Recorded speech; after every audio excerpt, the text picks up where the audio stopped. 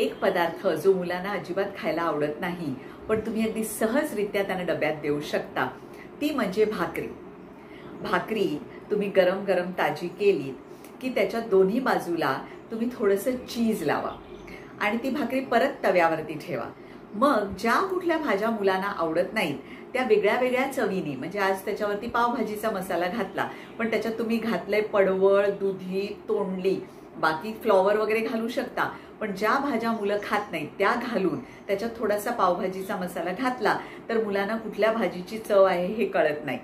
ती भाजी घालायची आणि दुसऱ्या बाजूनी तुम्ही चीज लावलेलं आहे ते त्याला घालून टाकायचं की ती पूर्ण भाकरी आहे ती चिकटून जाते आणि चिकटून मग दुसऱ्या बाजूनी पण एकदा परतून घ्यायची।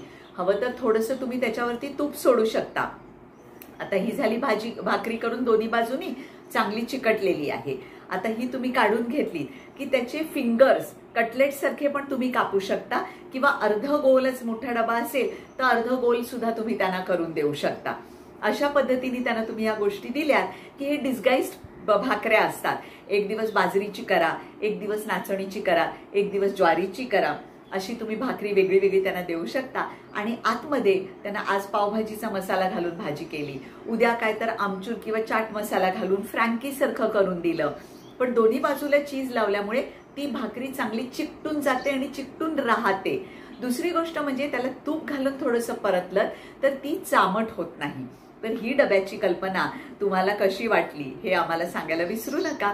आमचा यूट्यूब चॅनल जर तुम्ही सबस्क्राईब केला नसेल तर आजच सबस्क्राईब करा, मित्रपरिवाराला सांगा आणि नोटिफिकेशन बेल आयकन मात्र दाबायला अजिबात विसरू नका।